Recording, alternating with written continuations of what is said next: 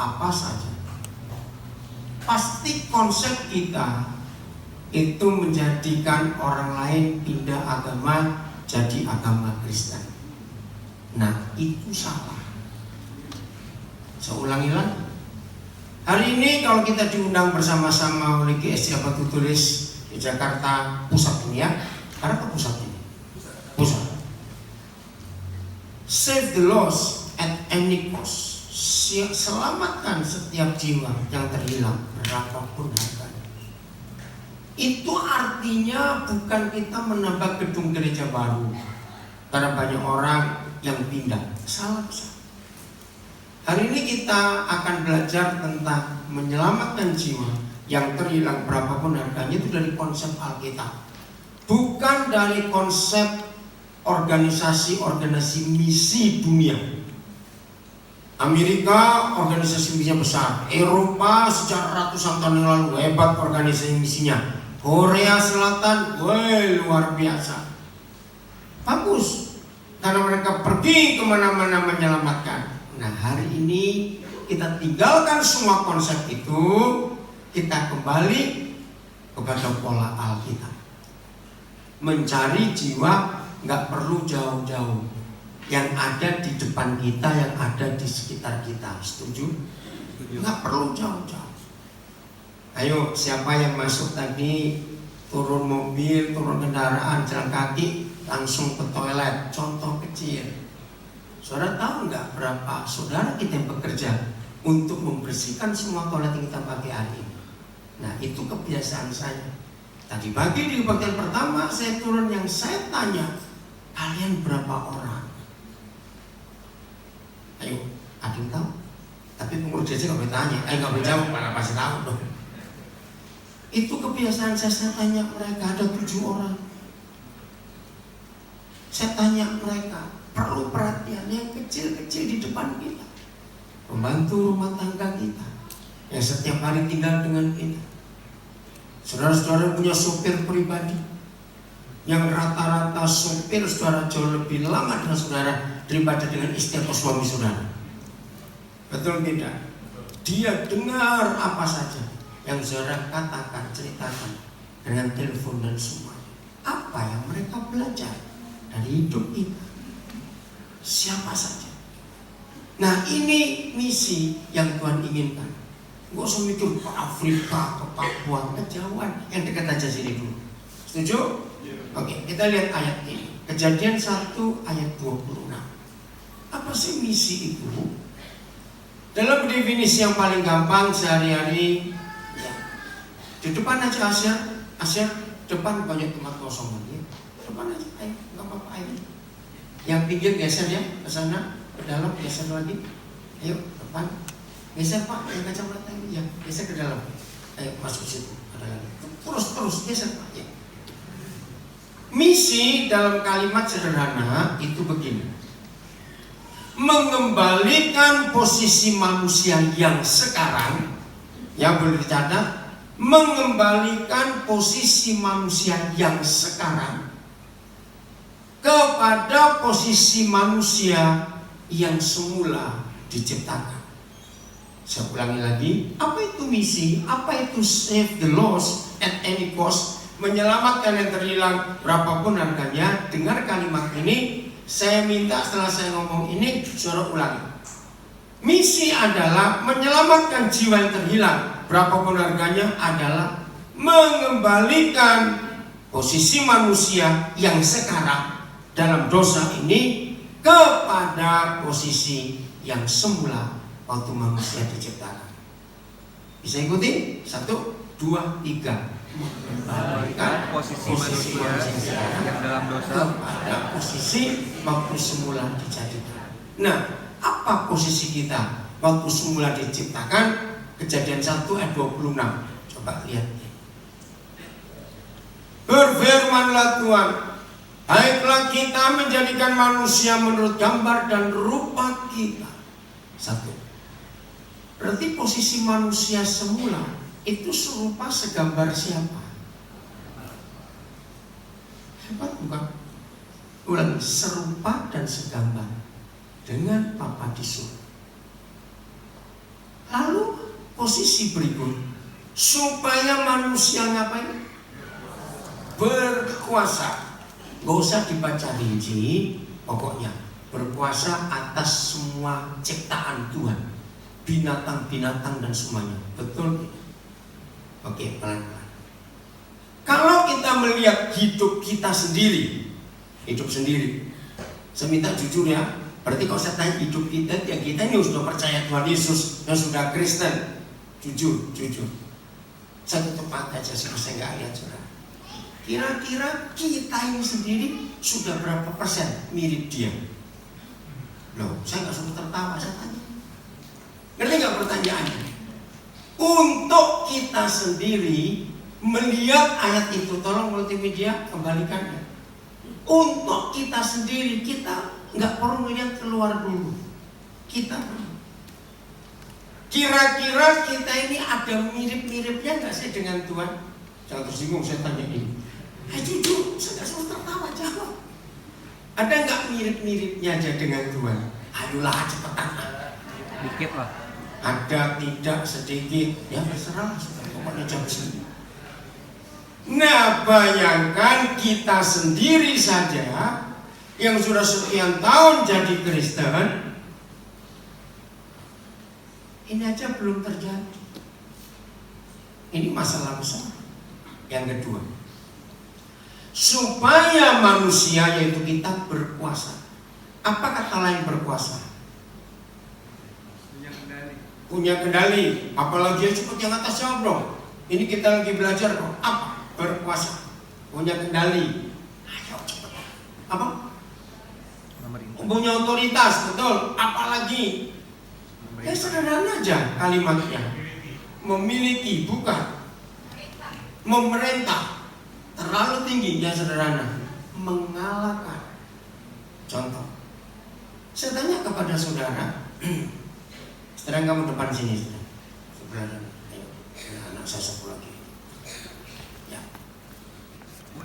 Binatang itu ternyata bukan sekedar yang terbang, yang merayap, yang berkaki 4, tidak. Saudara pernah tahu nggak virus-virus penyakit, bakteri itu hidup atau tidak? Hidup, maka itu bisa berkembang biak. Nah, mulailah dari binatang-binatang yang nggak kelihatan mata itu. Penyakit-penyakit yang adalah virus dan bakteri dan sejenisnya, itu sudah manusia kalahkan atau sebaliknya mereka ngalahkan kita? Udah cepat jawab. Bayangkan, kita ini masih dikalahkan oleh para binatang itu. Betul? Ibu hamil pasti dilarang punya peliharaan kucing atau anjing sejenisnya, karena pengaruh buat janin. Siapa yang pernah kena demam berdarah? Saya sih nggak pernah kena, cuma kalau malaria langganan, harus tinggal di Papua. Nah, kadang-kadang jengkel juga. Nyamuk sekecil itu bisa mengalahkan kita yang segede ini. Bahkan saya sering ngomong, sering kali tai hidung kita lebih gede daripada nyamuk. Maaf saya ngomong ini. Kita bisa kalah dengan mereka. Berarti kita juga perlu dipulihkan nggak untuk kembali kepada posisi semula? Kita perlu.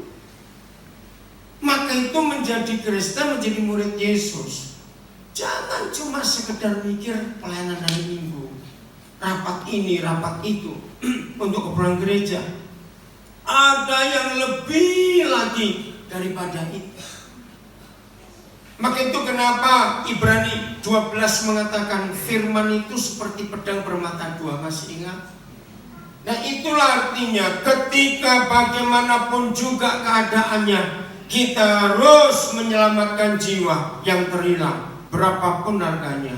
Tapi di saat yang sama, kita pun harus menyelamatkan diri kita yang belum dipulihkan ini secara sepenuhnya. Berarti nggak masuk ini? Berarti pekerjaan ini masih besar atau sudah tinggal sedikit? masih besar.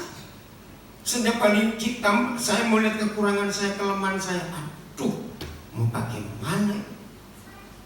Nah, inilah misi.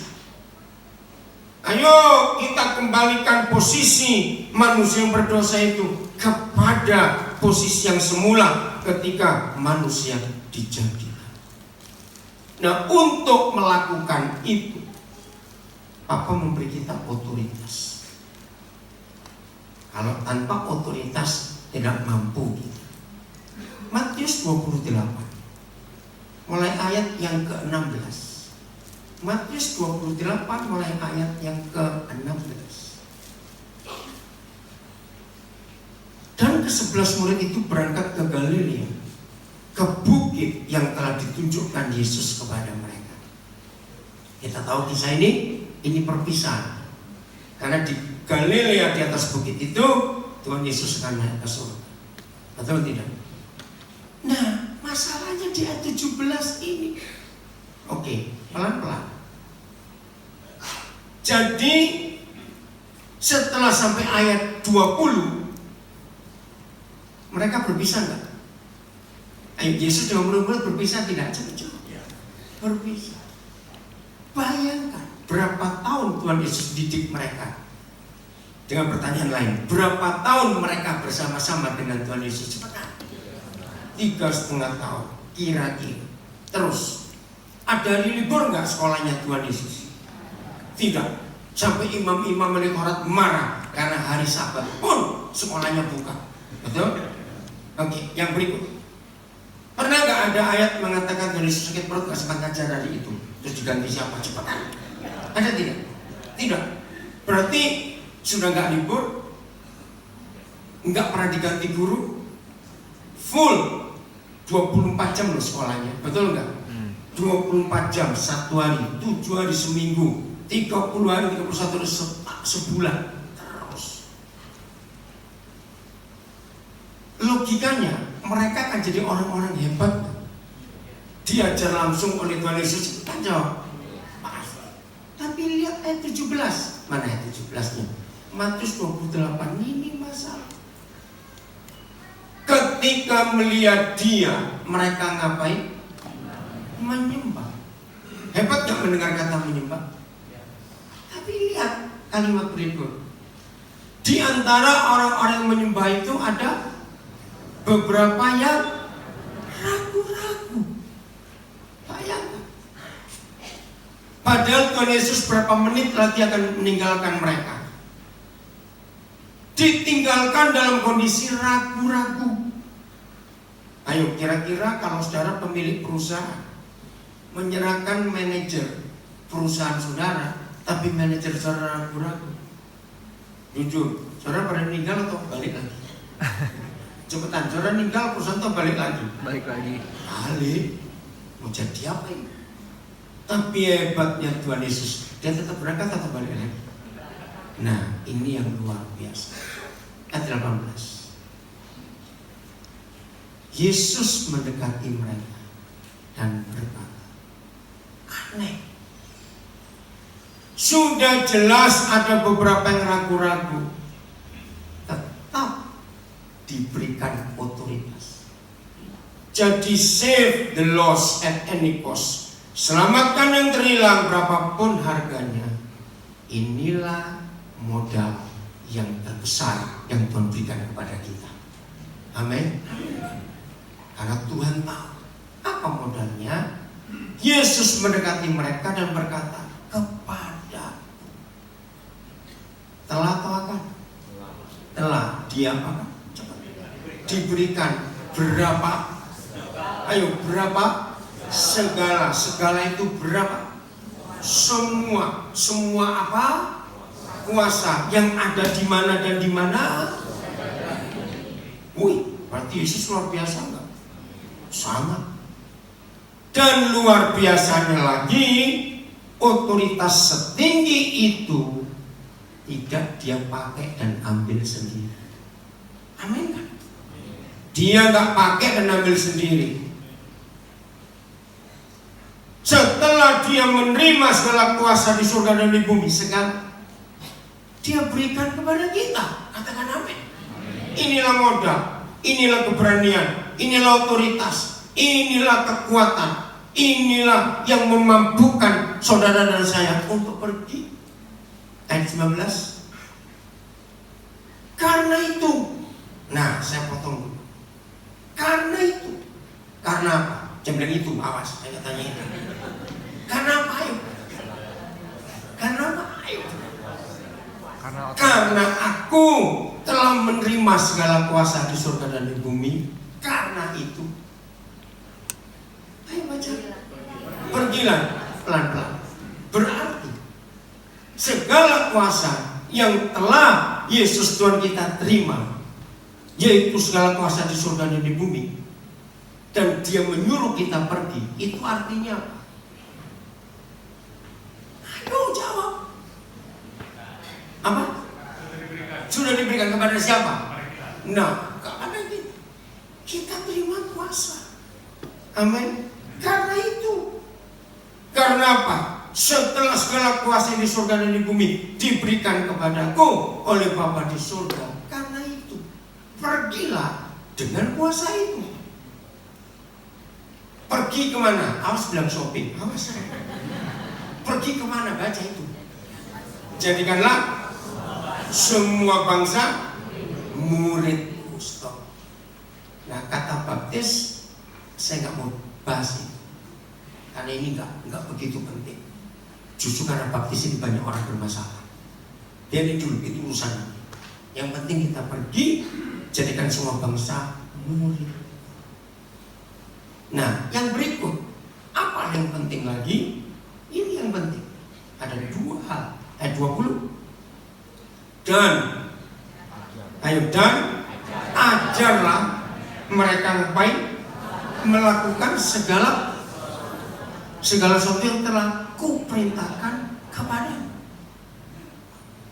Berarti tanpa kita mengerti perintah-perintah Tuhan Yesus, kita bisa pergi ngajar atau tidak? Tidak. Maka itu kita nggak berani berangkat karena nggak tahu suruh ngapain. Betul? Karena nggak tahu. Dan ketahuilah, aku menyertai kamu senantiasa sampai kepada akhir zaman. Saya harus minta maaf kepada gereja dimanapun saya ngajar tentang Matius 28 ayat 20. Ternyata aku menyertai kamu senantiasa sampai kepada akhir zaman. Tidak terjadi untuk semua orang percaya. Wah, pasti kaget. Perhatikan konteksnya. Kapan, mengapa Tuhan Yesus senantiasa menyertai? Hanya kepada gereja, kepada murid Yesus yang mau pergi memberitakan Injil.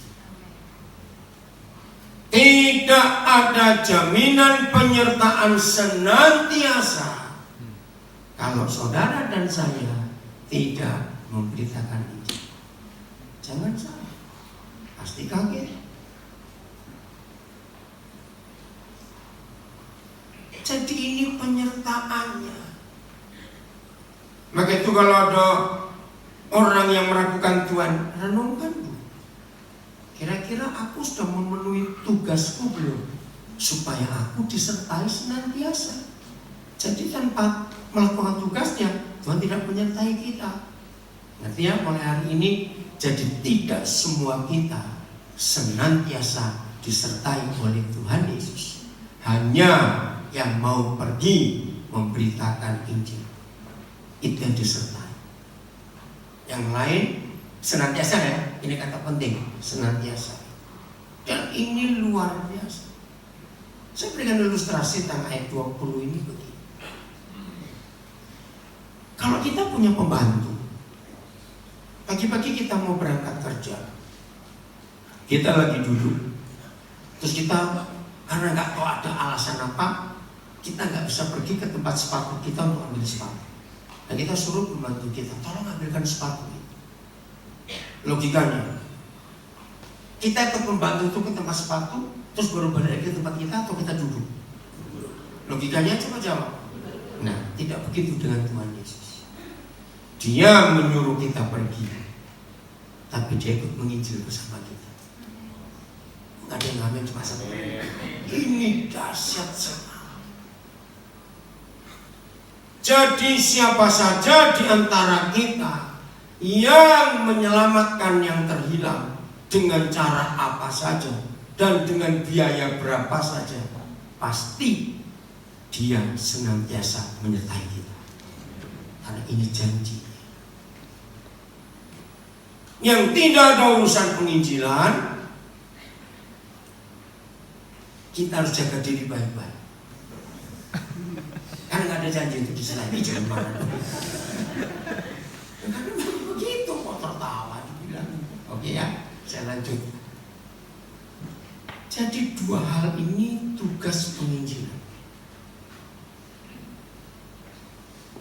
Membuat kita melakukan apa yang dia katakan dan membuat kita punya otoritas untuk mengalahkan semua binatang itu, sehingga kita menang. Nah, kita akan tolong saudara-saudara yang kita temui, orang-orang di sekitar kita, untuk mencapai kembali posisi yang semula ketika Tuhan menciptakan kita. Satu poin lagi supaya kita berani. Saudara, saya bersyukur kepada Tuhan. Tahun ini saya akan mensyukuri 46 tahun saya menginjil. Saya mulai menginjil tahun 72 bulan Agustus. Tahun ini 46 tahun saya bersyukur. Segala puji kemuliaan hanya bagi Tuhan. Sampai hari ini saya belum pernah mengalami penolakan dari orang-orang yang belum Kristen ketika saya cerita tentang Injil itu. Kenapa? Karena saya punya otoritas itu. Dan jangan salah pakai. Jangan salah pakai. Nanti kita akan belajar. Supaya pulang dari sini, semua kita berani menyatakan Injil. Kalau kita tidak menyinggung agama mereka, kita tidak mengajak mereka untuk pindah, nggak ada masalah. Hal yang berikut, otoritas yang Tuhan beri. Wahyu pasal 5 ayat yang ke-9. Wahyu 5 ayat yang ke-9. Ayo kita kumpulkan dulu beberapa poin penting untuk kita melakukan. Dan mereka, ini para tua-tua di surga, menyanyikan suatu nyanyian baru, katanya, Yesus anak domba itu, engkau layak menerima gulungan kitab itu dan membuka meterainya. Alasannya karena satu, Yesus telah diapakan? Disembelih. Dan dengan darahmu Yesus telah apa? Membeli. Telah atau akan? Telah membeli siapa? Mereka. Bagi Bapa di surga. Siapa mereka? Ada 4 kelompok. 1, dari tiap-tiap suku. 2, tiap-tiap bahasa. 3, tiap-tiap kaum. 4, tiap-tiap bangsa. Begini pembagiannya supaya saudara tahu. Saya beri contoh bangsa. Kita bangsa apa? Indonesia. Mungkin ada orang asing sudah pindah ke luar negeri sehingga saudara punya warga negara lain, gak apa-apa. Yang penting kita bangsa Indonesia. Dari kaum yang berbeda. Contoh, ya supaya lebih mudah. Warga negara Tiongkok, kaumnya dibagi lagi. Ada orang Hokkien, Teochew beda lagi. Kita orang Jakarta dibagi per kaum. Betul? Ada Jakarta yang memang asli Betawi, ada Jakarta yang Depok, betul tidak? Ada Jakarta yang mana lagi beda kaum. Naik lagi apa? Bahasa. Untuk Pulau Jawa saja ada berapa bahasa? Betul? Yang paling aneh orang Jakarta mau ke Jawa Tengah bilang saya mau ke Jawa, lah kamu di mana? Saya nggak tahu orang Jakarta bisa ngomong itu, karena Jakarta juga di Jawa. Entah itu urusan siapa saya nggak tahu. Jadi untuk bahasa pun beda-beda kan. Bahasa Jawa nggak bisa cuma sebut bahasa Jawa. Bahasa Jawa itu ada banyak lagi.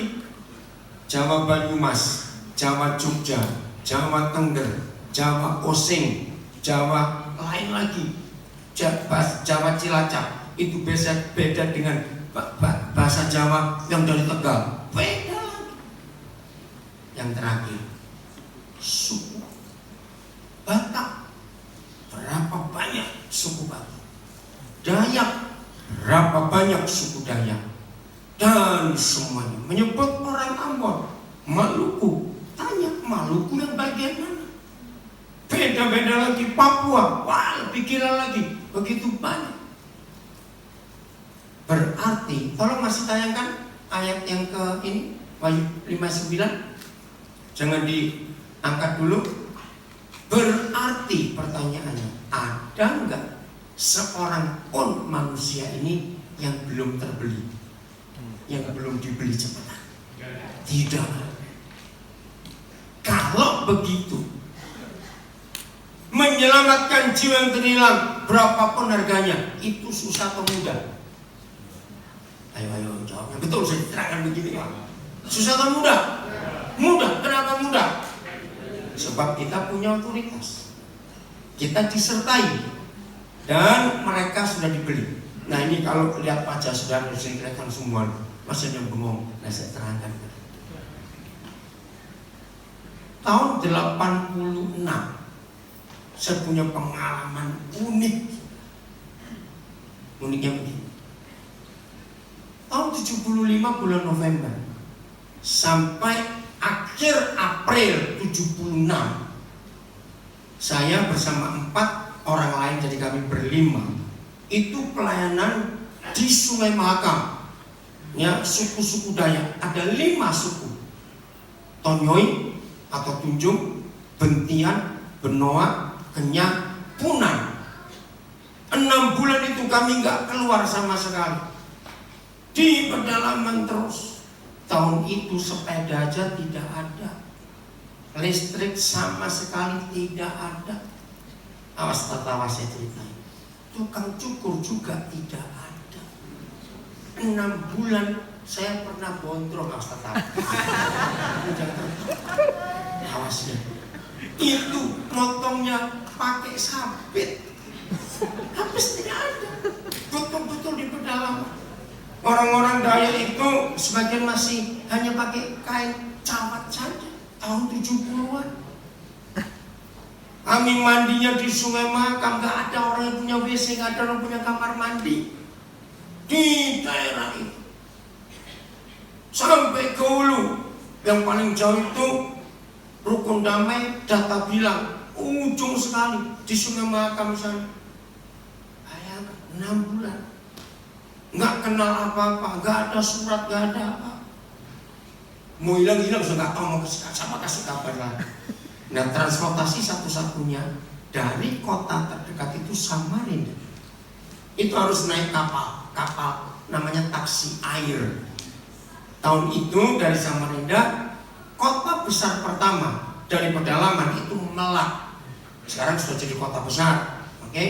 Nah taksi air yang kami naiki itu 23 jam baru nyampe. Karena melawan arus, namanya mudik. Kalau milir cepat, cuma kira-kira 13-15 jam. Wah itu seru sekali. Maka itu sampai hari saya betah di pedalaman. Karena awal panggilan Tuhan kepada saya, susu di pedalaman-pedalaman seperti itu. Itu orang kalau makan buah, rambutan apa itu, nggak dipetik, ditebang. Ambil aja cekak. Nggak ada orang jualan, mau banyak sekali. Maaf, dulu atau itu kalau kami BAB itu harus bawa galang. Monyet yang datang. Ampun, beruk-beruk itu sudah. Bus. Karena di tempat yang terbuka kan. Wah itu seru benar kalau saya ingat tahun itu. Nah saudara, akhirnya saya keluar 76, nggak balik lagi 86 baru balik. Pada saya kangen dengan mereka. Kira saudara berapa yang meninggal. Nah, sampai di satu kampung namanya Sakak Lotok, kecil, ya. Itu masuk dari Sungai Mahakam, masuk sungai anak Sungai Mahakam, masuk ke cucunya Sungai Mahakam. Sakak Lotok namanya. Itu kampung Toyoyo. Saya bersama seorang pengusaha, sekarang dia sudah pindah ke Amerika. Begitu nyampe, pengusaha ini nyampe ke rumah salah seorang pendeta. Saya tahun 76 pernah di situ juga. Terus pengusaha ini tolak, periksa. Saya jadi curiga, nyari apa? Motor. Loh, kenapa nggak tanya pendetanya aja? Saya nggak kenal. Ya karena dia nggak pernah nanya, saya nanya, saya kenal. Saya panggil namanya. Itu cari motor. Terus senyum pendeta ini. Kok senyum? Saya sudah nggak tahu. Akhirnya pengusaha ini berani nanya karena saya sudah buka pintu untuk tanya. Motor apa Pak yang dicari? Loh, cacat itu 86. Kan tahun 80 itu atau 82 saya lupa. Saya kan sudah belikan motor untuk Bapak, untuk ambil di Samarinda. Loh, enggak, saya nggak terima motor. Wah, malah bingung pengusaha ini. Terus pendeta ini masuk ke dalam, terus keluar bawa kwitansi. Yang dikasih saya cuma kertas ini. Wih, pengusaha ini saya lihat wajahnya, dia pukul kepalanya. Nah, karena bawa barang dari Samarinda ke pedalaman itu susah, jadi pengusaha ini sudah bayar lunas di dealer motor di Samarinda. Terus kwitansi dikirim supaya dia ambil. Hampir 5 tahun nggak diambil. Nah, yang pendeta ini pengusaha ini marah juga, kenapa dealernya nggak ngomong saya? Ngerti? Soalnya ketika mereka 2000, saya langsung ingat ayat ini. Wahyu 5 ayat 9. Ternyata seringkali kita sama bodohnya dengan pendeta di Sakak Lotok ini. Nah, kalau sudah terima kwitansi harus ambil, usah dibayar lunas. Kecuali kredit lain lagi. Nah, itu kenapa di surat 1 Korintus 6 ayat 20 ayat 19 kita sudah dibeli dan harganya lunas dibayar. Nah, maka itu saya menginjil tidak pernah kesulitan, karena inilah firman yang saya temukan. Untuk apa saya susah-susah?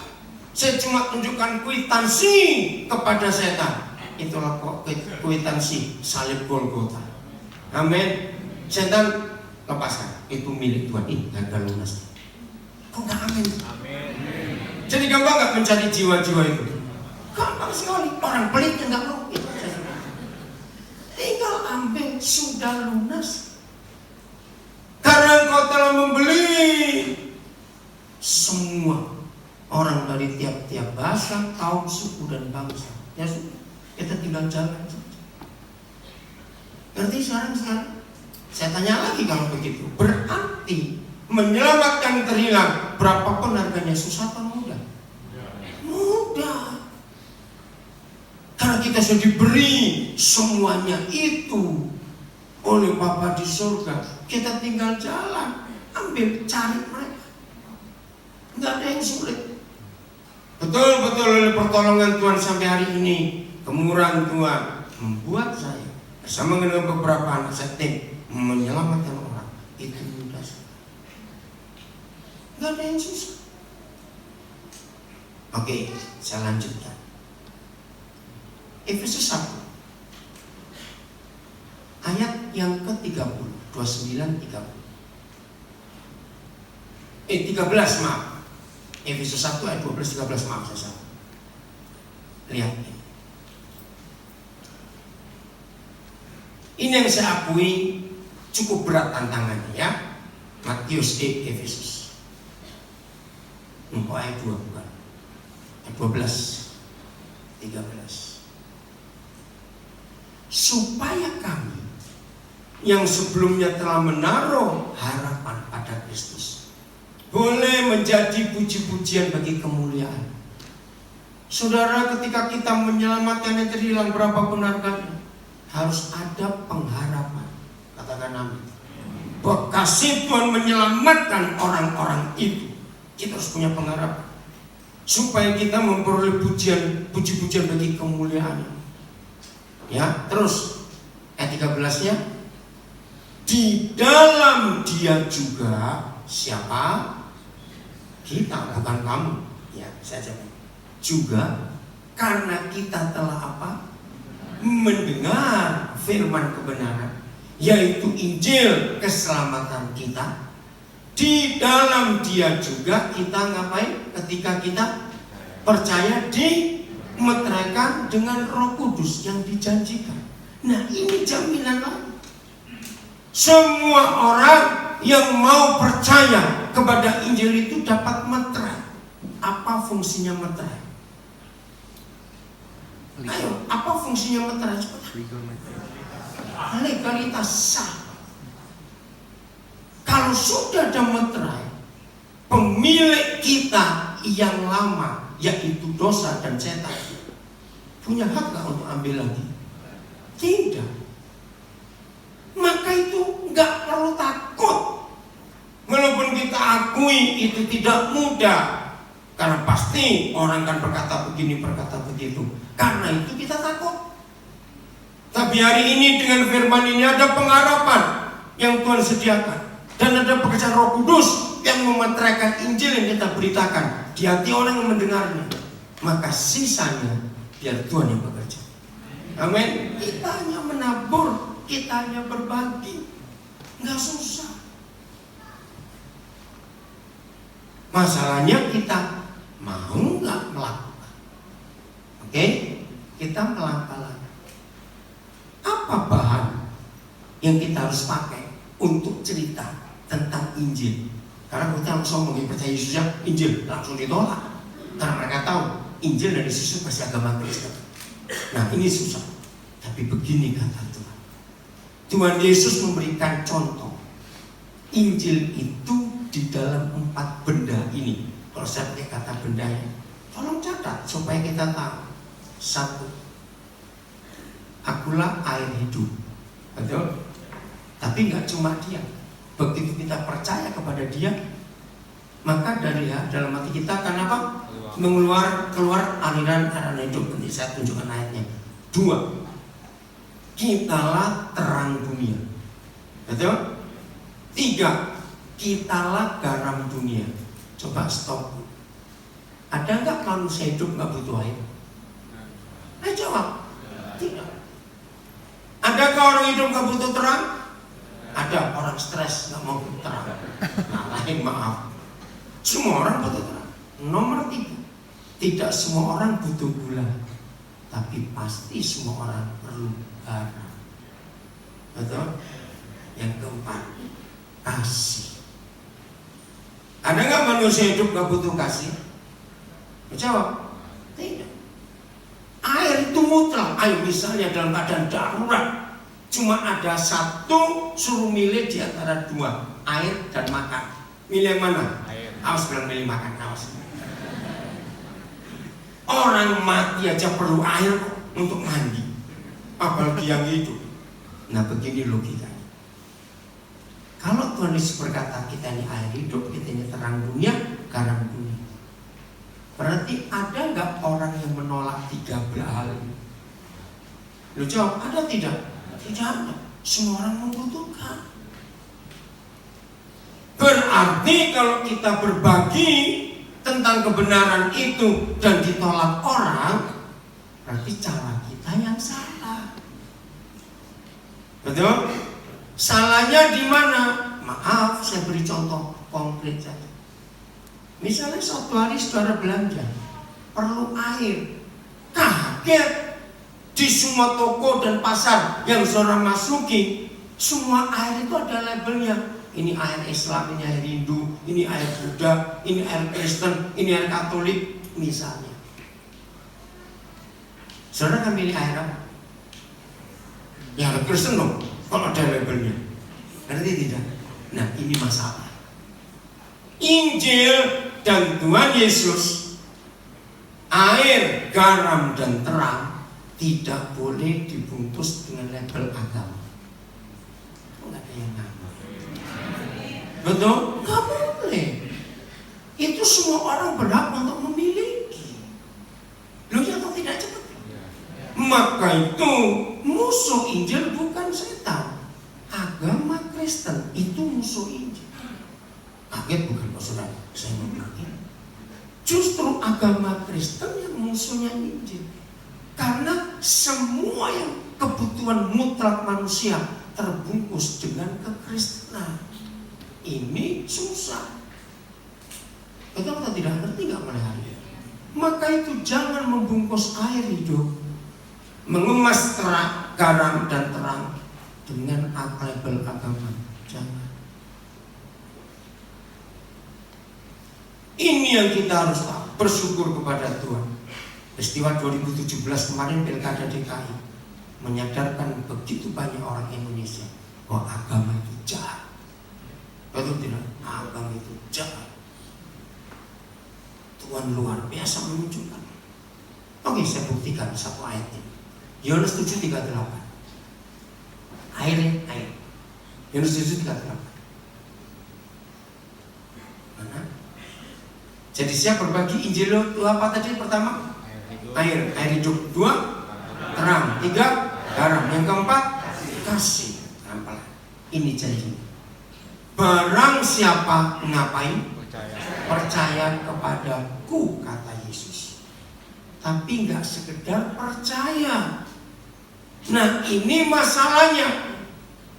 Kenapa tidak ada air hidup di hidup kita?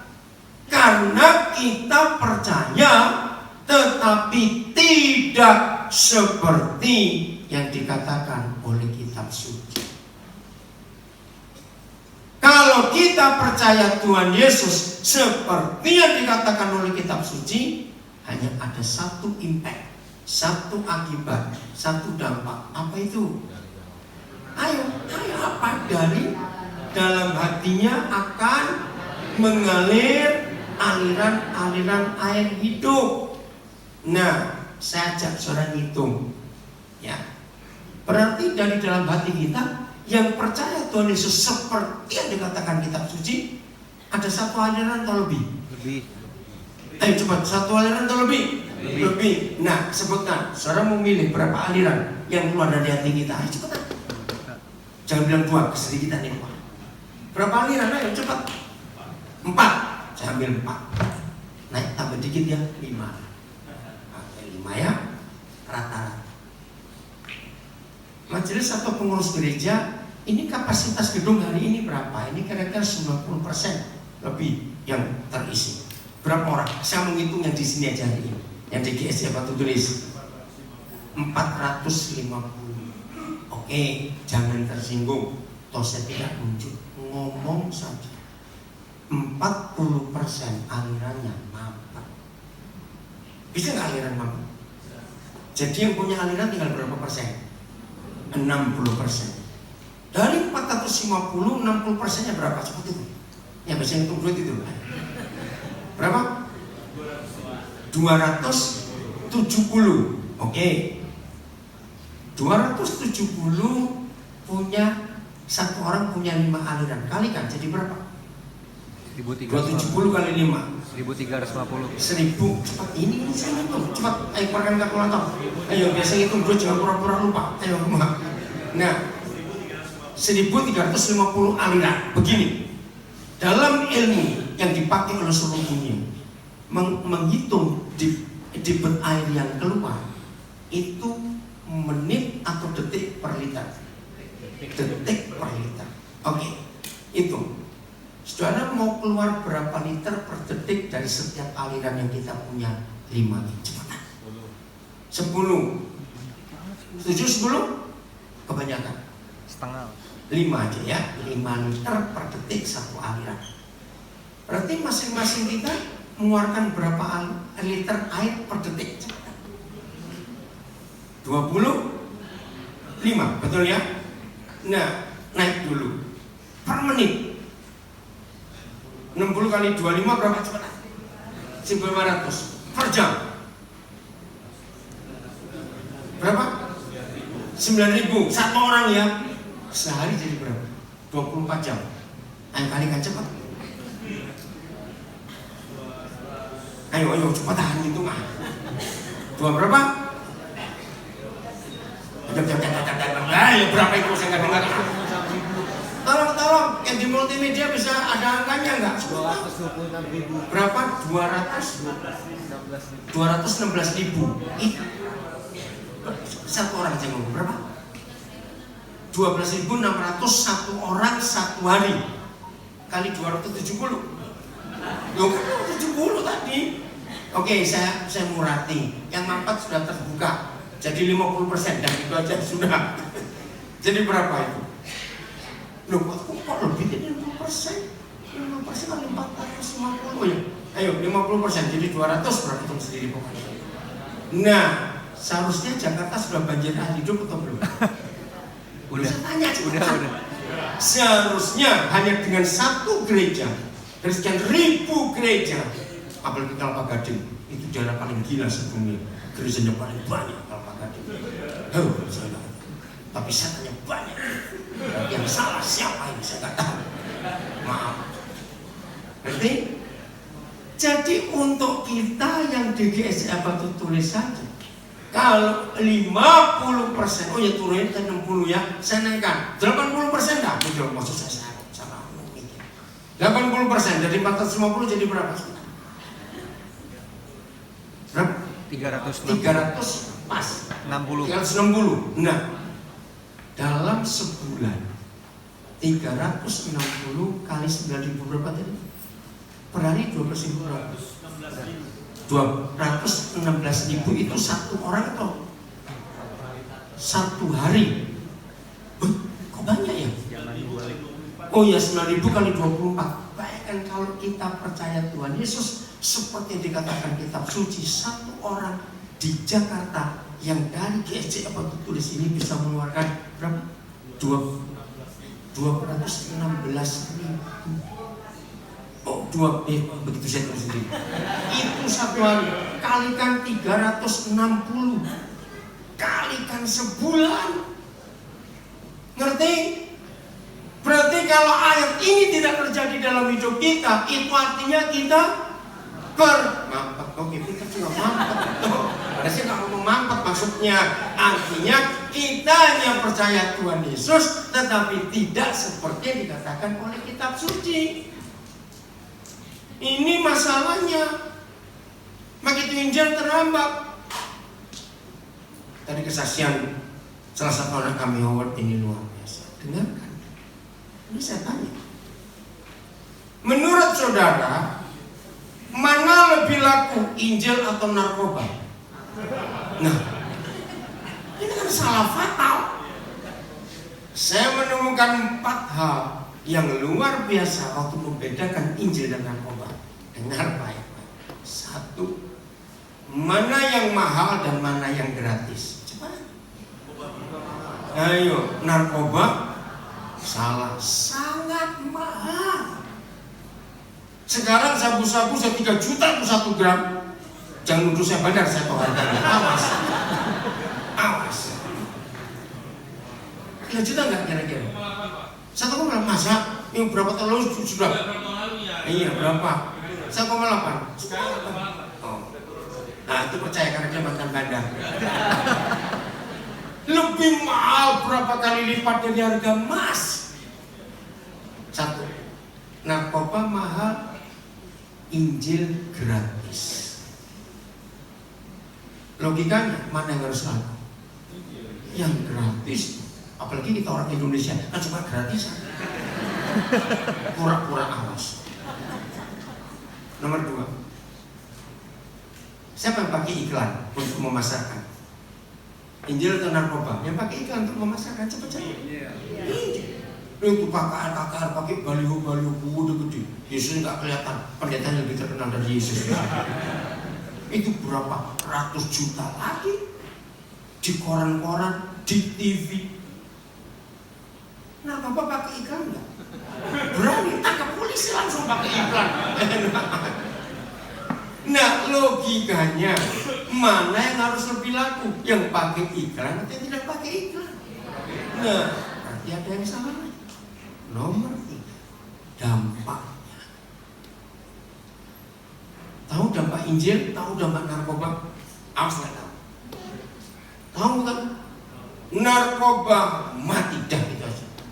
Hancur hidupnya, rusak masa depan, hancur karir.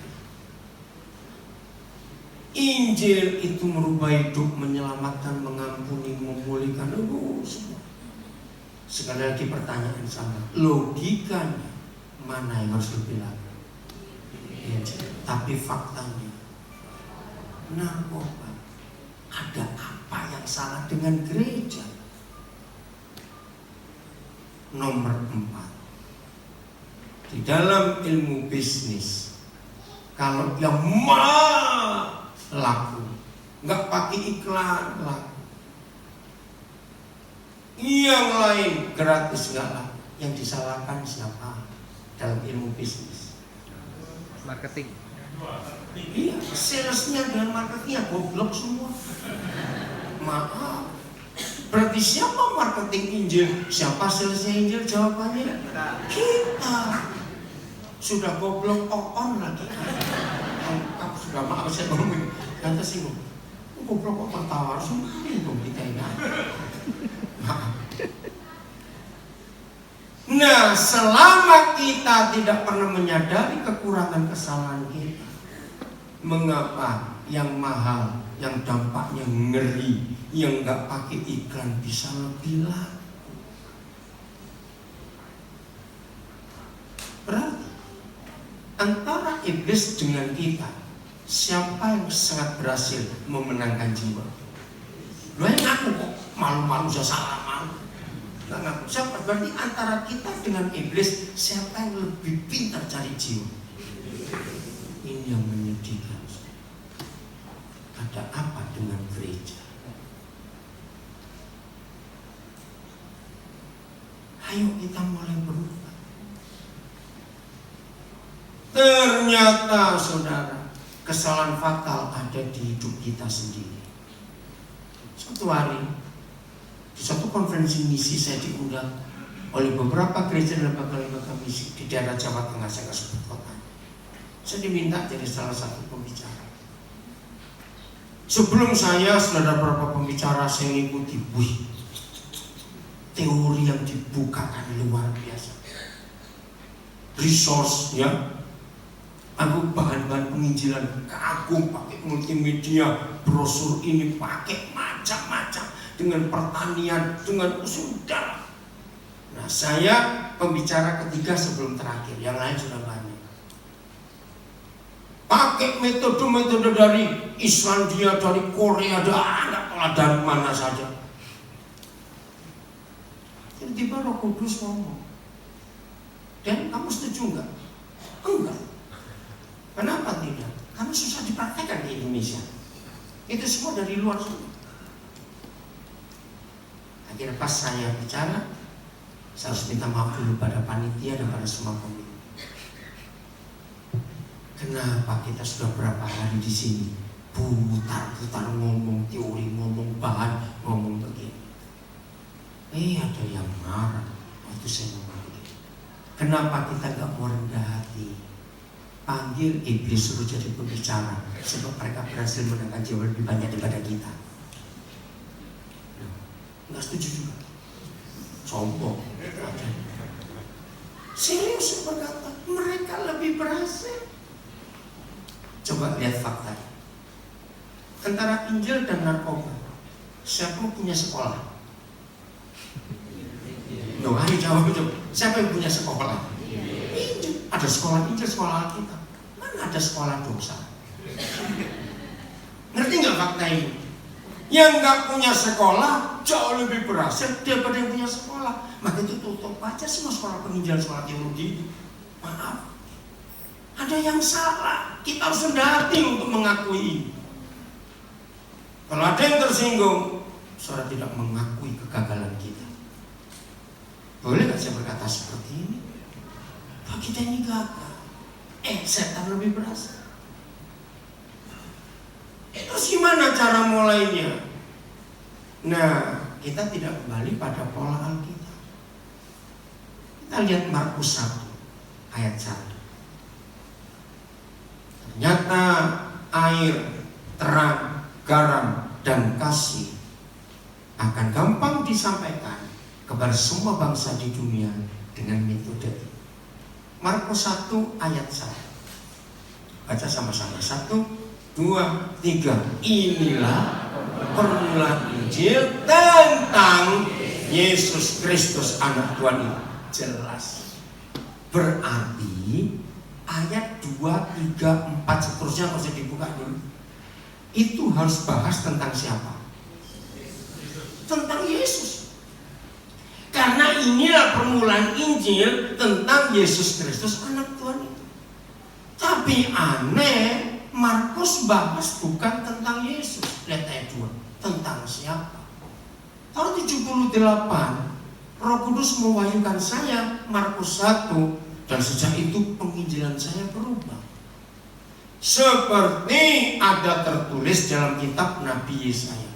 Lihatlah, aku menyuruh utusanku mendahului engkau, mendahului Yesus, mendahului Injil Yesus Kristus itu. Iya, utusanku itu akan apa? Mempersiapkan jalan bagi Injil itu, bagimu. Apa kata lain mempersiapkan jalan? Ayo, membuka. Betul, apa lagi? Ayo, apa lagi? Mengadakan, bukan? Menyediakan, bukan? Menyiapkan, bukan? Susah benar. Mempercepat perjalanan sampai ke tujuan. Betul tidak? Satu hari saudara saya lupa. Belum lama kok, kira 2016. Saya harus ke Amerika. Taunya saya salah perhitungan. Tol bandara macet. Nah, tapi saya tidak tahu ternyata anak saya dia bertamu dan terus kami diantar. Dia ternyata jadi anggota, saya nggak tahu, militer apa. Terus dia pakai wine itu. Loh, kamu punya ini? Tenang Pak. Loh, kamu kata kamu punya isi? Enggak, dia keluarkan. Sejak kapan kamu? Ya karena banyak urusan tamu-tamu saya diberi kepercayaan. Woi, akhirnya lebih cepat daripada biasanya nyampe. Jadi nggak sampai terlambat. Karena ngoeng-ngoeng gitu tadi. Mempersiapkan jalan itu tadi. Terus dia bilang, pokoknya Pak, kapan-kapan perlu saya bandara telepon. Nah masalahnya, macetnya kapan kan Bapak nggak tahu. Ya terus pas macet kamu di mana? Bapak juga nggak tahu. Dia tertawa juga. Nah jadi siapa yang disebut oleh Markus? Bukan Yesaya. Yesaya bernubuat. Ayo, tentang Yohanes Pembaptis. Coba lihat lagi ayatnya, Markus 2. Nah ini yang saya bingung. Apa hubungannya antara Tuhan Yesus Kristus dengan Yohanes Pembaptis? Karena jelas Markus menulis inilah permulaan Injil tentang Yesus Kristus anak Tuhan itu. Tapi mengapa yang mempermudah, mempercepat, menyiapkan jalan untuk Injil itu masuk justru Yohanes Pembaptis? Jadi ngerti nggak artinya? Maka pengabaran Injil save the lost at any cost tidak akan berhasil berapapun uang yang kita sediakan kalau yang buka jalan Injil itu belum ada di depan kita. Betul atau tidak saudara? Nah sejak itu cara saya menginjil berubah. Harus masuk lewat pelayanan Yohanes Pembaptis. Oke, supaya cepat. Dari mana Markus mengambilnya? Langsung kita buka Yesaya 40. Ayo cepat. Yesaya 40 mulai ayat 3. Yesaya 40 mulai ayat 3. Ada suara yang ngapain? Nah itulah yang main tadi itu maksudnya. Persiapkan Luruskanlah di padang gurun jalan untuk Yahweh kita, untuk Injil kita. Luruskanlah di padang belantara jalan raya bagi Tuhan kita, penyelamat kita. Hebat. Jadi kegagalan gereja dalam memberitakan Injil, save the lost at any cost, karena kita tidak memakai, apa sih istilahnya ini kalau itu? Siren bukan, itu bunyinya. Orangnya itu apa namanya? Rider. Nah itu harus ada dia. Kalau tidak Injil nggak sama. Ayat 4. Setiap lembah harus ditutup, setiap gunung dan bukit diratakan. Tanah yang berbukit-bukit harus menjadi tanah yang rata, dan tanah yang berlekuk-lekuk menjadi datar. Apa akibatnya? Ayat 5. Maka, kalau ada kata maka menunjukkan ada sebab di sebelumnya. Maka apa? Kemuliaan Yahweh akan dinyatakan. Kapan? Lain tanya kapan? Setelah pelayanan Yohanes Pembaptis, forerunner tadi. Dan berapa orang? Ayo, berapa orang? Seluruh umat manusia. Berarti ada yang kelewatan enggak? Tidak. Akan apa? Melihatnya bersama-sama. Melihat apa? Melihat perbuatan Tuhan yang ajaib itu. Yahweh sendiri telah mengatakannya. Jadi begini kesimpulannya. Orang tidak bisa terima Injil kalau masa lalunya, luka dalam hatinya itu nggak disembuhkan dulu. Ini yang jadi problem. Nah, sejak tahun 78 itu gara-gara ayat ini saya belajar psikologi.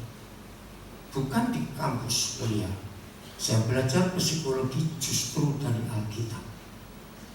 Luar biasa. Ternyata Alkitab itu buku psikologi yang dahsyat sekali. Kembali ke ayat 4.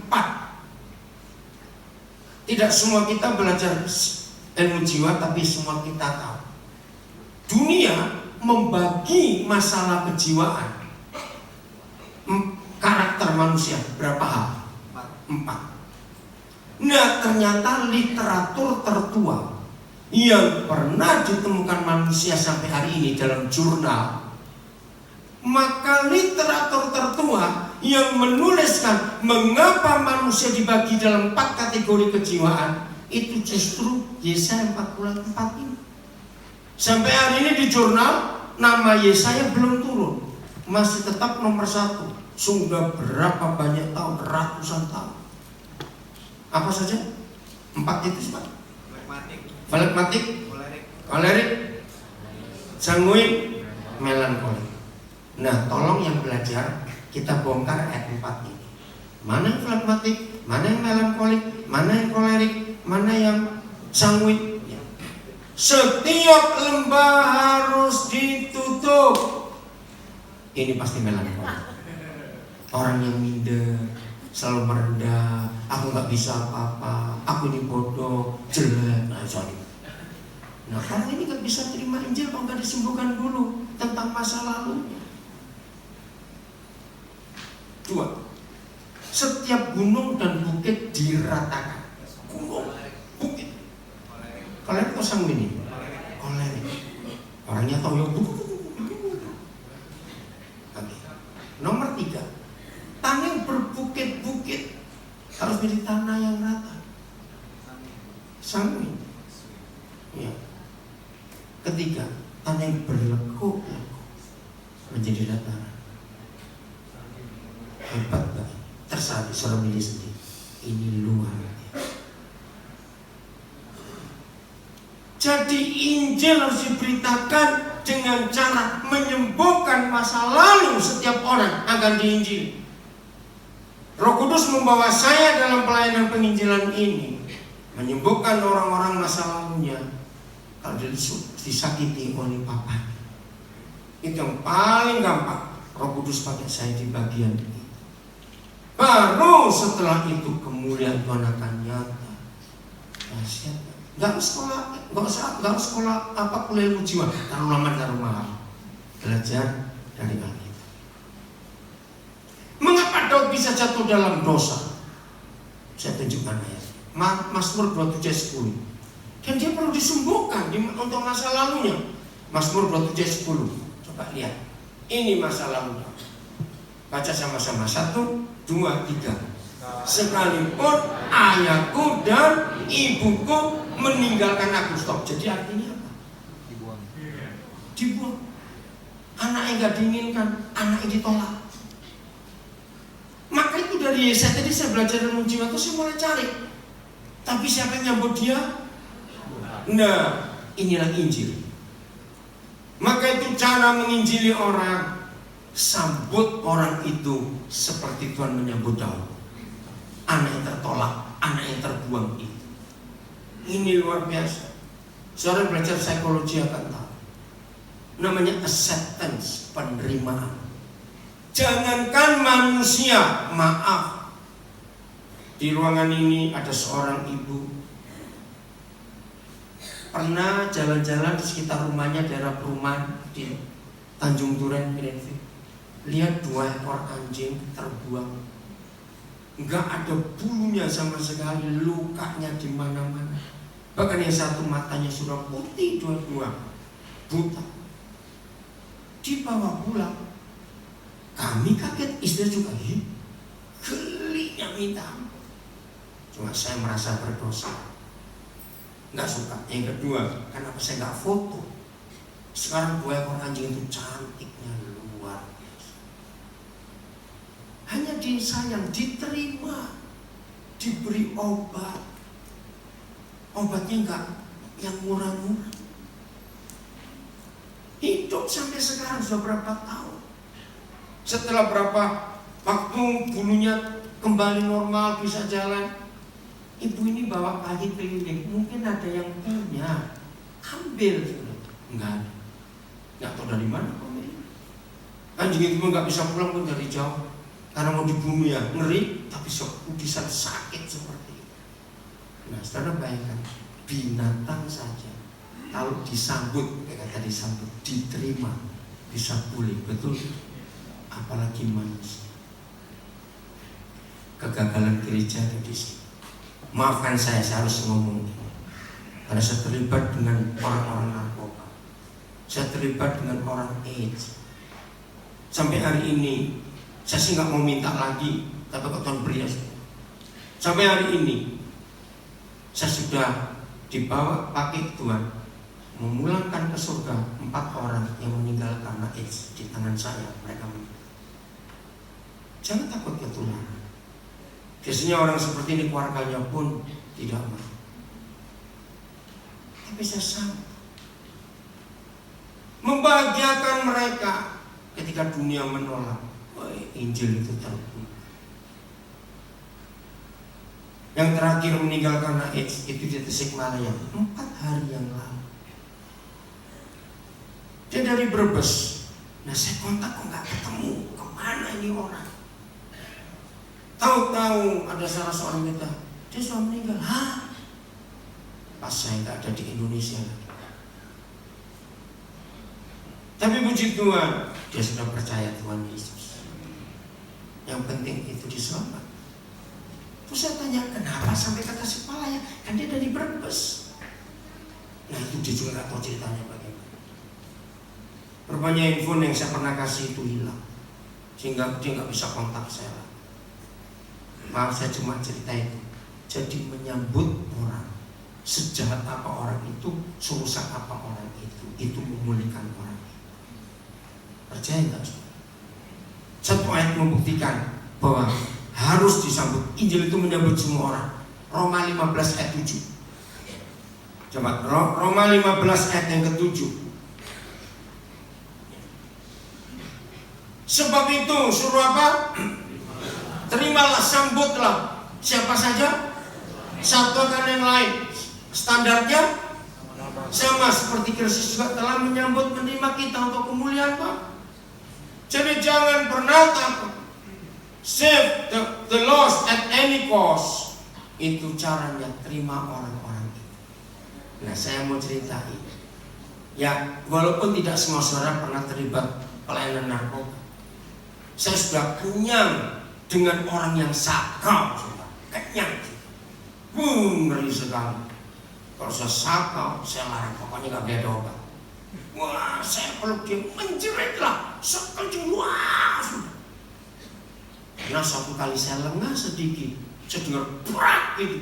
Wih, apa ini pecah? Ternyata dia sudah terkapar. Kepalanya dia benturkan ke dinding. Untung gak gegar otak ini. Dia kesakitan, saya peluk, percaya Tuhan mengampuni. Siapa yang belum pernah melihat saya hal ini? Ada orang jambak rambut sampai keluar terangkat satu genggam dulu. Saya sampai sakit kepala saya haruin sakitnya. Orang sakau. Wah. Pernah berendam di kamar di bak mandi, ya saya tungguin. Boleh nggak berendam? Silakan, itu berapa malam berturut-turut panas, oke berendam. Saya ajak cerita, saya ajak ngomong. Dan banyak lagi kasus lain orang sama. Dan puji Tuhan mereka bisa sembuh hanya karena kasih, karena diterima itu tadi. Ketika orang lain nggak mau terima, apalagi keluarganya sudah malu, dengarkan. Itulah Injil yang harus dicari, diterima oleh semua. Ini yang luar biasa dalam hidup ini. Oke, nah Daud ini ditolak. Kenapa ditolak? Mazmur 51 ayat 7. Gara-gara Daud itu saya belajar tradisi Yahudi. Oleh seorang hamba Tuhan, dia seorang meninggal dari Indramayu, namanya pendeta John Paul. Dia sudah lama jadi warga negara Amerika. Saya banyak belajar tradisi Yahudi, sejarah perjanjian lama, kata tentang orang Yahudi, saya bersyukur. Nah, lihat Mazmur 51 ayat 7. Berarti ayat itu loh, sekali apa? Aku diperanakan dalam dosa, dikandung dalam kesalahan. Oh, ya 7. Oh 5. Saya tahu dia kata 5 atau 7. Oh, NIV. Ya pokoknya begitu dan ini. Saya nggak tahu berapa. Sesungguhnya dalam kesalahan aku diperanakan, dalam dosa aku dikandung ibu. Nah, dalam tradisi Yahudi zaman perjanjian lama, kalau ada istri hamil, suami tidak ngakui itu anaknya, bahkan suami menuduh istrinya berzina, dan sudah diadili di pengadilan para imam, entah dengan cara apa, bukan urusan kita, tapi tidak terbukti bahwa dia ini berzina, bahwa anak ini tetap anak suaminya, tapi suami nggak mau mengakui, jadi nggak bisa dihukum. Kalau sampai ketahuan berzina, rajam batu sampai mati. Nah, ayo kita jujur, istri mana yang mau mengandung anak tapi nggak diakui oleh suaminya, oleh bapaknya anak? Sakit hati nggak sebagai mama? Jawab, sakit hati nggak? Marah pada suaminya karena nggak ada bukti, jadi nggak bisa dibuang, nggak bisa diapa-apakan, nggak ada bisa hukum, diterima. Nah, dalam tradisi Yahudi, coba ayat 7-nya dikeluarkan lagi, tolong Mazmur. Kalau ibu ini lagi mengandung, ketemu banyak orang, dia harus ngomong, aku nanti melahirkan anak ini dalam kesalahan, dan aku mengandung dia di dalam dosa, karena bapaknya nggak mengaku. Wih, waktu John Paul menerangkan saya menangis. Pantas Daud berkata, sekalipun ayahku dan ibuku membuang aku, namun Tuhan menyambut aku. Itu luar biasa.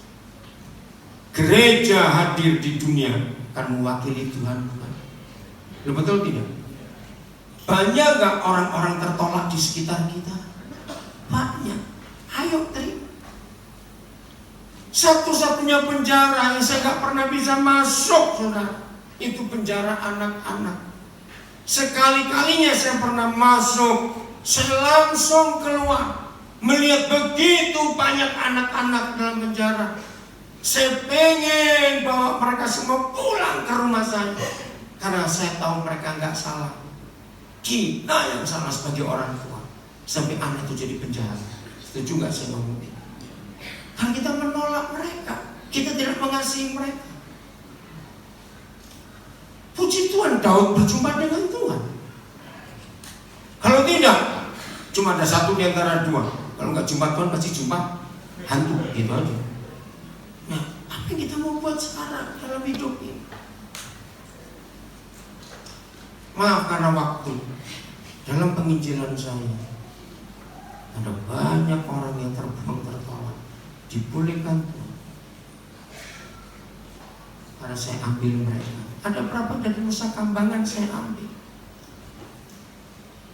dari jalan dan dari macam-macam ambil. Selamatkan yang terhilang berapapun harga. Itu luar biasa. Ternyata orang-orang itu boleh kalau kita mau terima dia. Amin. Mau berubah mulai hari ini? Mau? Betul? Mau pulang dari sini jadi pelaku firman? Apa itu tadi misi? Apa itu penginjilan? Ulangi. Mengembalikan posisi manusia sekarang berdosa kepada posisi yang semula waktu dia dijadikan. Untuk manusia punya otoritas. Dan kita sudah diberi semua perlengkapan untuk kita menyatakan Injil ini. Ada air yang mengalir. Jangan lupa air. Ini yang luar biasa. Hari ini, bulan ini, bulan ini saya kan menemani satu orang. Nah, saya cerita. Satu kali saya dengar kabar, saya nggak kenal sama orang. Ada seorang yang mengalami kecelakaan, tapi dia nggak salah. Dia naik mobil, ternyata dari depan dia itu ada motor kencang sekali. Ya dia berhenti dong, karena motornya ke arah dia. Belum sempat berpikir, ruas motor itu naik ke kap mobil. Dua penumpangnya langsung mati di tempat. Kap mobil masuk meleset. Dahi orang ini pecah. Maaf, kelopak matanya, bola matanya dua-dua lepas hancur. Tapi nggak mati. Nah, saya tahu beritanya setelah dia dibawa ke Singapura untuk buat titanium buat dahi yang hancur. Dalam 3 bulan di Singapura 2 kali saya mengunjungi. Bukan untuk berobat, karena nggak bisa dipulihkan. Yang paling lama itu mengambil remukan kaca mobil dan remukan tulang dahi. Itu perlu waktu sekian banyak supaya nggak ada yang sisa. Karena sebelum dipasang ini, jadi kalau saudara nanti ketemu dia, itu kan Frankenstein. Jahitannya besar di depan ini kelihatan. Waktu saya bertemu dia pertama, saya kuatkan dia, saya kenalkan saya siapa. Roh Kudus cuma suruh saya angkat dia, berikan semangat, ajak dia kalau kamu keliling kemana saja, tinggal di Sulawesi Utara. Nah, sebelum balik Indonesia, saya balik lagi. Tapi dia masih ragu-ragu, dia masih marah, dia kecewa dengan hidup. Belum menikah, sudah buta, nggak bisa diapa-apa. Tapi saya tetap beri semangat dia. Udahlah, percaya. Bahkan saya berkata, ini waktunya kamu balas dendam kepada iblis yang menghancurkan hidupmu. Selamatkan banyak orang dengan kesaksian hidupmu. Kamu pasti bisa. Nah, November yang lalu dia kontak saya lagi. Saya siap sudah. Oh bagus kalau gitu, tapi nanti tunggu Januari. Nah, saya harus punya tempat di Jakarta. Kalau dia tetap di Sulawesi, wah susah buat saya. Nah, waktu dia telepon saya, di samping saya ada satu keluarga suami istri pendeta, namanya Trioka Wisnu. Mungkin ada yang kenal. Dia dokter. Setelah telepon ditaruh, kok dia Cikone perlu tempat, iya. Kami punya apartemen kosong di Green Pramuka. Siang ini habis kebaktian saya akan lihat. Karena saya serahkan kuncinya, saya akan lihat karena anaknya akan datang. Apa yang kurang di apartemen itu? Nggak usah bayar, cuma maintenance-nya. Apa istilah kalau apartemen itu? Ya begitu lah pokoknya. Saya suruh bayar 1 bulan 1,5 juta, yang murah. Nah, saya minta buat perjanjian, saya nggak mau. Jadi perjanjian buat tiap 2 tahun saya akan perpanjang kontrak. Oke. Saya akan ajak dia untuk menyatakan kemuliaan Tuhan yang luar biasa, supaya jiwa-jiwa itu diselamatkan. Ngerti maksudnya? Inilah itu. Saya bisa cerita banyak untuk menyelamatkan orang-orang. Itu yang paling banyak. Yang tertolak kita sambut, kita bawa pulang, pulihkan dia. Tuhan memberkati orang itu. Amin. Sampai ketemu nanti sore, mas. Tuhan memberkati. Jadilah pelayan Injil.